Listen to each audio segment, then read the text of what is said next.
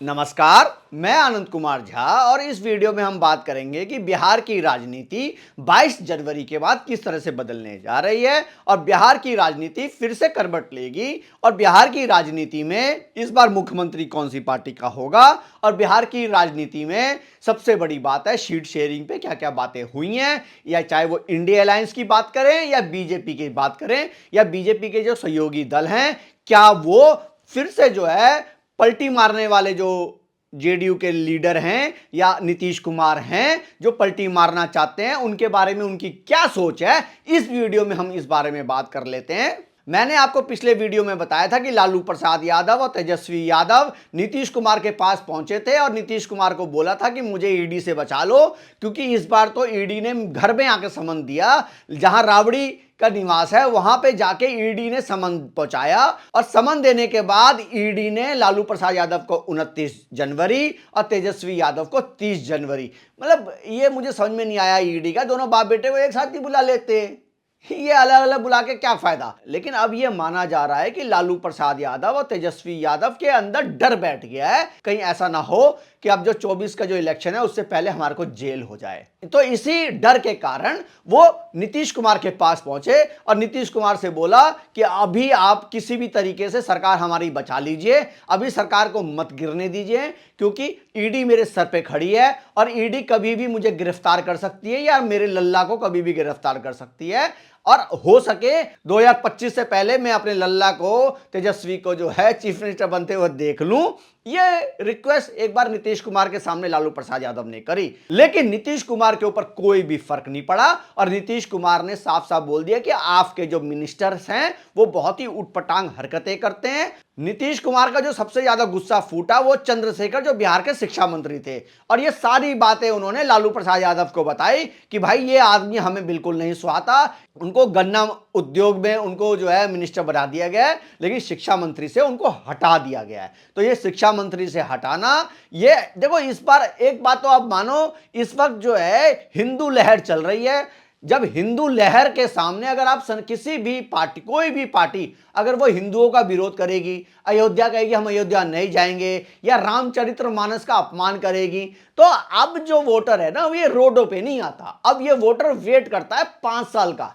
जब ये इलेक्शन का टाइम आता है ना तब ये वोट करता है और उसी वक्त वो चोट डालता है कि भाई हम तुमने हमारे रामचरितमानस पे या सनातन पे जो तुमने बोला है इसका अब जो है ये लो रिजल्ट और ये लो तुम्हारे नंबर। तो यही बात जो है नीतीश कुमार को बार बार आखिरी कि ये शिक्षा मंत्री जो है क्या अपशब्द बोल रहे हैं, इनको तो करो बाहर। तो इन्होंने जो है 3 मंत्रालय अपने जो है आरजेडी से उनको उनके जो है विभाग बदल दिए गए हैं। लेकिन मेरा कहने का मतलब यह है कि लालू प्रसाद यादव को इतना डर है कि वो उनको लग रहा है कि इस बार ईडी इनको जो है गिरफ्तार कर लेगी। देखो लालू प्रसाद यादव और केजरीवाल का जो है गठजोड़ बहुत ही पुराना है और दोनों की आपने तस्वीरें एकदम देखी होंगी एक दूसरे के पर गले गुले मिलते हुए। तो इनका गठजोड़, इनका जो है प्यार है वो जग जाहिर है और केजरीवाल का असर लालू प्रसाद यादव पे आ गया और उन्होंने जो है ईडी का जो है समन को जो है बाइकआउट करना स्टार्ट कर दिया, जवाब ही ना दें। तो अब जो है ईडी ने जब घर में जाके दिया है तो इन दोनों बाप बेटों के पसीने छूट गए और इसी पसीने छूटते हुए इन्होंने जो है नीतीश कुमार के चरणों में जाके गिर गए। भाई नीतीश कुमार बीजेपी में मत जाना, अभी सरकार मत गिराना, चाहे जो भी हो लेकिन मुझे बचा लो। अच्छा देखो सबसे इंटरेस्टिंग खबर यह है कि नीतीश कुमार ने ललन सिंह को एकदम ही साइडलाइन कर दिया। उनको जो है किसी भी तरीके से किसी सहयोग की, उन्होंने कहा कि आप लोग बिल्कुल अलग हो जाइए और बस जेडीयू में जरूर है, ऐसा नहीं है कि जेडीयू से बाहर चले गए वो, लेकिन इनको बिल्कुल साइडलाइन कर दिया। अच्छा ये ललन सिंह ही था जो आरजेडी के साथ मिलकर जेडीयू की सरकार बनी। ये बात खुद नीतीश कुमार ने भी अपने एक वक्तव्य में बोला था कि हम तो है ललन सिंह के बहकावे में आ गए थे, ललन सिंह ने जैसा बोला हमने किया। लेकिन ये ललन सिंह एक कदम आगे निकला था कि जेडीयू को खत्म करने में लग गया था कि जेडीयू को बिल्कुल जो है खत्म कर दो और आरजेडी में इसका विलय करा दो। अगर आप न्यूज को फॉलो करते हैं और बिहार की न्यूज को अगर आप फॉलो करते हैं ना तो एक चीज आप बिहार की न्यूज में एक चीज तो पक्का मुझे दिख रहा है कि भाई जो मीडिया की जो खबरें होती है ना, जो ये सूत्र वाली जो खबरें होती हैं, जो टीवी पे चलता रहता है, सूत्र बता रहा है, सूत्र बता रहा है, तो मैं कहता हूं ये बिहार में सूत्र वाली जो खबर है ना इसमें मैं कहता हूं कि 99% जो खबरें होती है ना, ये सच होती है। क्यों? आपने ललन सिंह के केस में भी देखा था कि सूत्र बहुत दिनों से बताना चाह रहे थे कि ललन सिंह का जेडीयू से अध्यक्ष पद से इस्तीफा होगा और नीतीश कुमार इसको स्वीकार कर लेंगे। अब जो है खबर चल रही है कि जेडीयू और बीजेपी मिलकर कुछ गठजोड़ बनाना चाहते हैं। वो चाहते हैं कि फिर से जो है सरकार हमारी बन जाए और इस बार चीफ मिनिस्टर बीजेपी का ही हो और चिराग पासवान या जीतन राम मांझी या उपेंद्र कुशवाहा सबको जो है खुश करके रखा जाए, किसी को भी नाराज ना किया जाए। 2024 में 40 की 40 सीटें अगर बीजेपी चाहती है कि वहां से जीत जाए बिहार से, तो इन सबको साथ लेके बीजेपी चलना चाहती है। लेकिन सरकार अगर चेंज होगी, जेडीयू नीतीश कुमार अगर फिर से बीजेपी के साथ गठजोड़ करेंगे तो चीफ मिनिस्टर इस बार नीतीश कुमार नहीं होंगे। नीतीश कुमार के बारे में बताया जा रहा है, बिहार से खबर आ रही है कि उनको राज्यपाल कहीं का बनाया जा सकता है, लेकिन अब वो चीफ मिनिस्टर नहीं रहेंगे। चीफ मिनिस्टर बीजेपी का ही होगा और बीजेपी के साथ ही जेडीयू का जो है गठजोड़ चलेगा।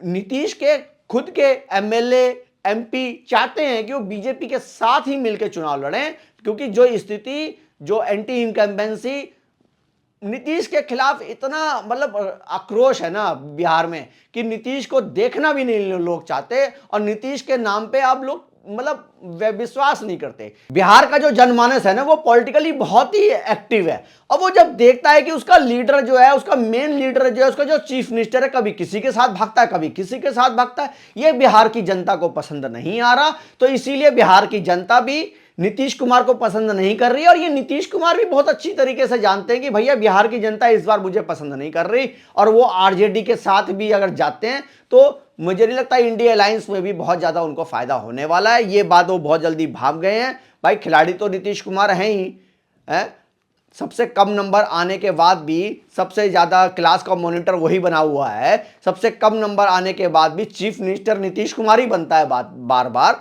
तो कुछ ना कुछ तो बंदे में काबिलियत होगी, कुछ ना कुछ तो उसके अंदर जानकारी होगी। ये जो पलटी मारते हैं, इससे बिहार की छवि बहुत ज्यादा खराब हो गई है। डेवलपमेंट नाम की कोई चीज नहीं रह गई। अब लोग जो हैं थक चुके हैं। तो मुझे लगता है नीतीश कुमार को समझा दिया गया है और जो जिस तरह से जेडीयू के लीडरों की और जैसे संजय झा हो गए और इन सब की जो बातें निकल के आ रही हैं, वो भी चाहते हैं कि भाई किसी भी तरीके से गठजोड़ हमारा बीजेपी के साथ हो जाए और बीजेपी के साथ मिलकर चुनाव लड़ें, अदरवाइज हमारा कुछ भी संभव नहीं है बिहार में। लास्ट में जाते जाते यही कहूँगा कि इस तरह से जो कोई भी चीफ मिनिस्टर बार बार पलटी मारता है, ये लोगों के, बिहार के जनमानस में अच्छा संदेश नहीं दे पाता। उनको लगता है कि ये आदमी स्थिर नहीं है, ये समय के अनुसार चेंज होता रहता है। एक तो होता है समय के हिसाब से चेंज होना, एक होता है बिना समय ही चेंज हो जाना। तो नीतीश कुमार का यही दिख रहा है कि बिना समय हुए ही चेंज हो जाते हैं।